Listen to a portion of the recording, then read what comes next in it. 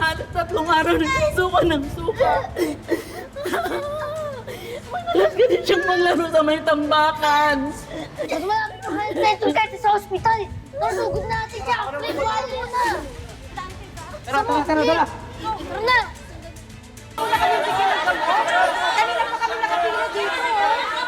Kawawa naman yung mga senior na nandun sa bahay namin. Ayun gamot lang yung depression, sisters. Sandali lang po. Sandali lang po. Kawawa naman yung mga taong barangay. Ano nangyayari ba? Pasensya na po, pero wala pong supply po ng gamot po dito. Wala? Wala, pero bakit? Di ba may budget naman ng barangay natin para sa mga health centers natin? Meron naman po, kaya lang hindi rin po namin alam kung bakit ubos po yung pondo. Imposibleng maubos yun. Pwera na lang kung kinurakot. Kasi nga po sa school namin yung budget para sa mga upuan, bigla rin naglaho na parang bula. Diyos ko, nangyari? Ano ba talaga nangyayari sa barangay Ang taas po ng lagat niya. Ate Carlis, Dali! May service kami po doon. Tara na po. Tara na. Sige na, ingat kayo. O eto po bunga to ng malasakit at pagmamagandang loob namin ni Tita Gob, syempre para sa inyo. Kaya wag na wag niyo po kami kakalimutan sa eleksyon, ha? Opo. Ayan. Asahan niyo po na solid ang boto namin sa partido niyo. Ay! Maraming salamat naman. Sigurado na ang panalo mo sa susunod na eleksyon. Congrats! Hindi. Congrats sa ating lahat. Paldo na naman kayo pag ako ulit yung naupo sa pwesto. sabi ko na nga ba, Kap, kurap ka eh. Ginagamit mong pondo ng barangay. Ano ba yung pinagsasabi mo, ha? Huwag ka na magmaang-maangan, huli-huli ka na, oh. Masama yung ginagawa niyo. Pwede kayong makasuhan yan. Ha? Talaga? Ay, 2 epal na magkapatid kayo? Kung naiinggit kayo, aba, pumila kayo. Pero doon na sa likod ng pila, kakarating nyo lang. Bakit po kami maiinggit? Masama nga yung ginagawa niyo. Galing pa yan sa nakaw. Nakaw? Seryoso yung aligasyon nyo, Baka kayo buweltahan ko. Narinig namin ang sinabi mo. Kinuha mo yung pondo para sa kampanya mo. Sungaling ka! Kayo, kalit ka rin nyo nga to! Sandali! Bitawan niyo kami! Bitawan niyo kami! Wala talaga kayong sinisinong magkapatid. Kayo, wala kayong modo! Kayo ang mas walang modo. Kapal ang mukha mo magpamudbud ng pera para lang masecure yung pwesto mo. Pero yung nasasakupan mo, pinabayaan mo na. Kasi wala kang ginawa kung hindi ubusin ang pera ng mga taong bayan. Ikaw, hayop ka talagang batang burang ka! Kuya! Kuya! Kuya! Kuya! Ano ba? Bitawan niyo kami! Nasasaktan na kami! Balang araw, may expose yung ginagawa mong kalokohan sa pondo ng barangay. Wala akong alam dyan sa sinasabi nyo. Nasaan yung pondo para sa health center? Nasaan yung pondo para sa eskwelahan? Nasaan pondo ng lahat? Nasaan na? Aminin mo na rin na isinadya mong hindi ipahakot ang basura sa lugar namin. Para paghigantihan kami ni Kuya. Pati na rin yung mga tao sa lugar namin na hindi bumoto sa'yo. Hindi totoo yan! Totoo yun. Buong bayan natin, sa lugar namin nakakuha ang partido nyo ng lowest vote. Kaya kami yung least priority nyo sa proyekto. Kayong dalawa. Pinaglihi ba kayo sa sama ng loob? Alam niyo, ito na lang. Kaysa sa kalabanin niyo ko, ba't hindi na lang kayo kumampi sa akin? Nang maambo na naman di kayo ng grasya. O, katulad nila, Kahit kailan, hindi ko bebenta ang boto ko sa'yo. Ha? Kapag binenta ko boto ko sa'yo, para ko na rin binenta ang kaluluwa ko sa demonyo. Sasabihin ako sa'yo, Sa oras na kumalam niyang sikmura mo, lalamunin mo rin lahat ng sinasabi mo. Tanda mo yan. Uy, ano pa ginagawa niyo? Kalat ka rin nyo na to. Paalisin nyo na. Ay, istorbo! Nakasama na ugali nyo! Umalis na kayo!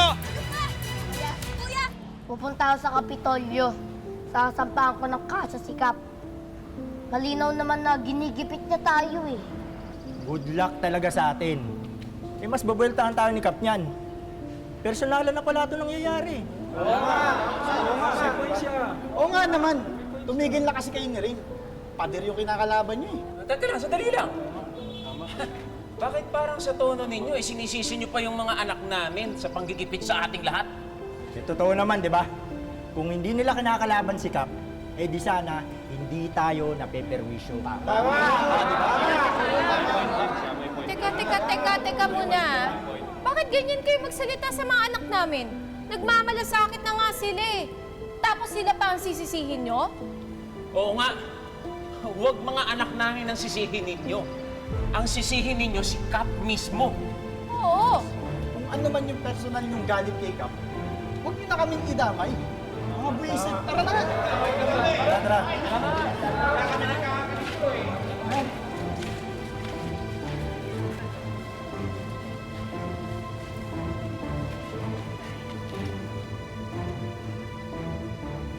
Anak, huwag mo nang dibdibin yung sinabi ng mga kapitbahay natin. Huwag mo na silang pansinin. Anak, kaya mo. Kakausapin namin ulit sila ng tatay niyo para mapaliwanagan sila. Ang sakit-sakit na po kasi, Tay. Nay, kami pa po kasi nila rin. Yun na po sama.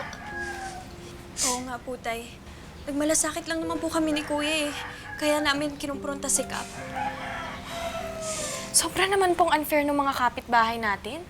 Si Kuya na nga yung gumawa ng solusyon sa problema natin sa basura, tapos sila pa yung galit. Nakakasama naman po talaga yun ng loob.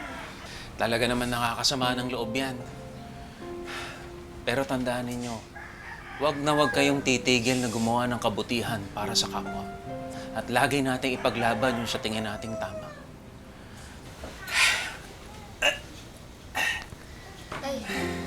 Basta lagi ninyong tatandaan, ha?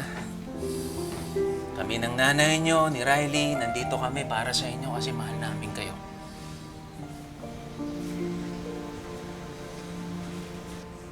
Oh, ano pa hinihintay natin? Big hug, mga agapitons! Halika na nga, oh. Halika na! Okay lang yan.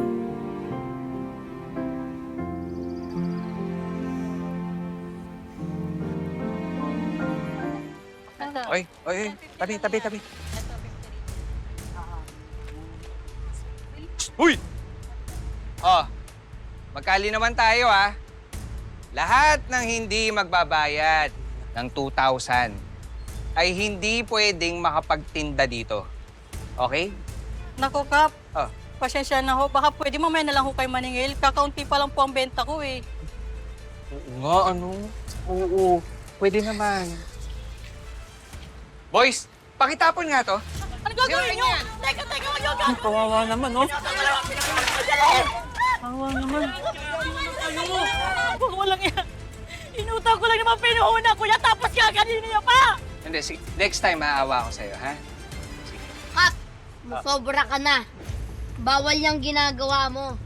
Ibalik mo yung mga ninakaw mo sa kanila. Nakaw? Ako magnanakaw. Hindi ako magnanakaw.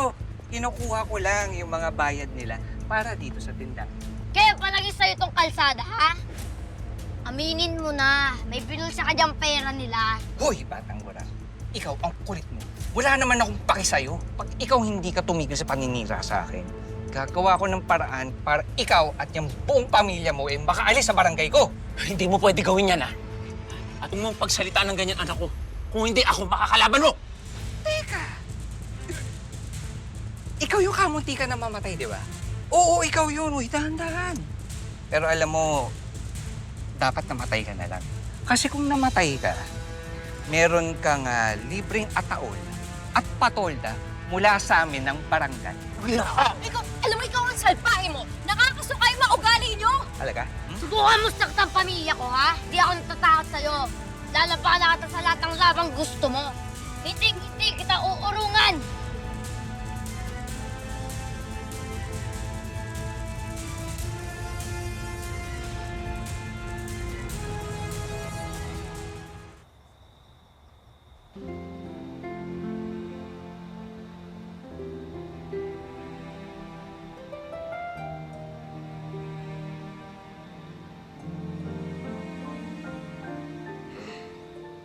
Ama, tama po ba itong gagawin ko?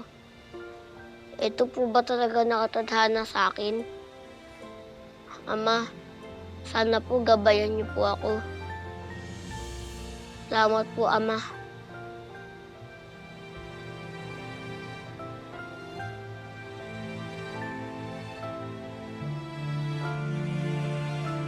Apo ko,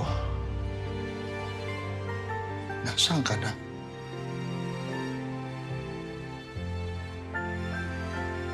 Sir, meron ako kayong bisita. Sino?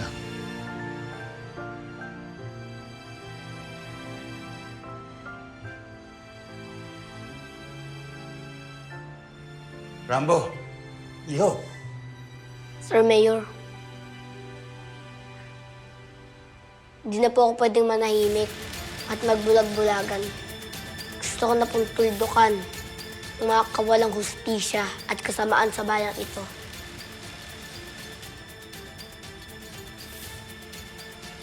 Tinatanggap ko na po ang alok po ninyo. Handa na po akong tumakbo bilang barangay captain sa nalalapit na eleksyon.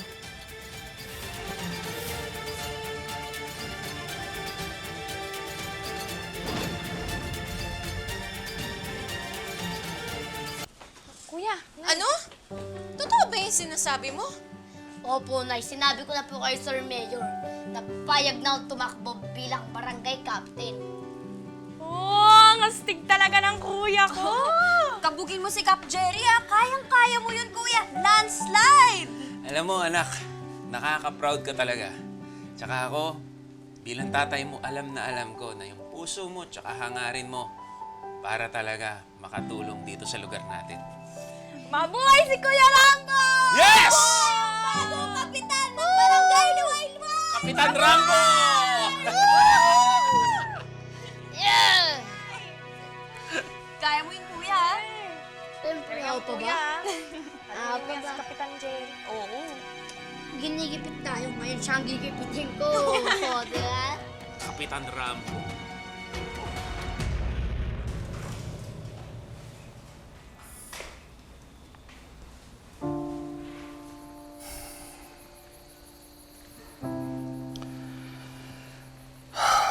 Pasensya ka na, Apo, ha? Ikaw talaga ang bala kong maging leader ng Corazon. Huwag kang magtatampo kung si Rambo ang pumalit sa'yo. Nakikita ko kasi at nararamdaman na bagay siya maging leader. Maliit, pero malaking puso.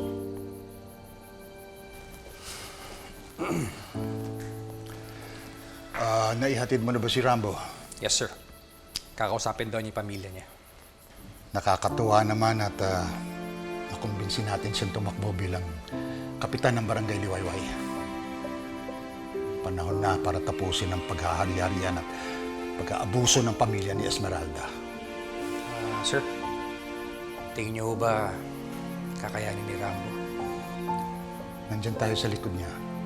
Hindi natin siya pababayaan. Sige, Julio. Ihanda mo na sa sasakyan. Pupunta tayo kina Rambo. Susubukan kong kumbinsihin ang mga magulang niya na payagan siyang tumakbo bilang barangay captain. Yes, sir.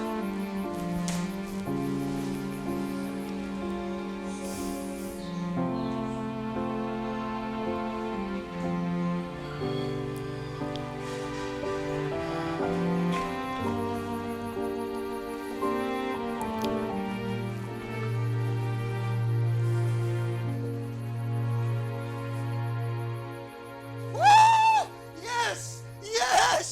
Yes! Sabol sa mga!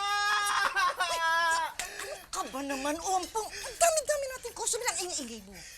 Aling Tami! Si Paring Rambo, tatakbo ng kapitan dito sa atin! We, hindi nga. Ay, hindi naniniwala. Ganito ako ka-excited, oh. Nagkausap kami kanina. Oh. Teka muna, ibig mong sabihin, babanggain niya si Kapitan Jerry? Ang lakas-lakas nun dito? Kaya niya? Ha? Babanggain niya? Mismo! Finally, mawawala na tayo ng buhaya dito sa atin! Woo! Pwes, kung ganon, hello! Only rice po tayo ngayon. Oh, at wait! Only drinks! Woo! Woo! Woo! Woo! Woo! Woo! Woo! Woo!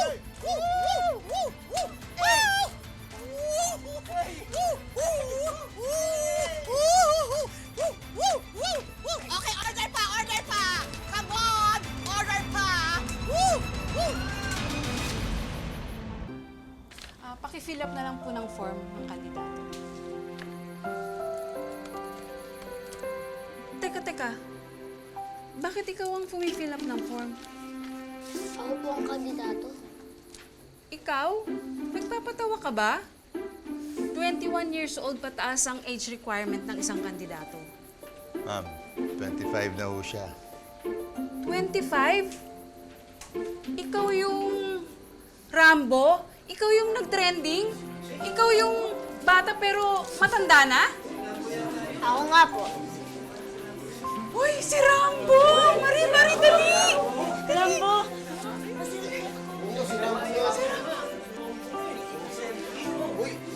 Rambo pa! Picture tayo. Hindi na ako din ako nga.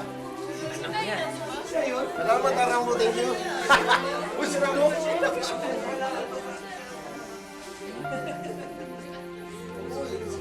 Bagsak!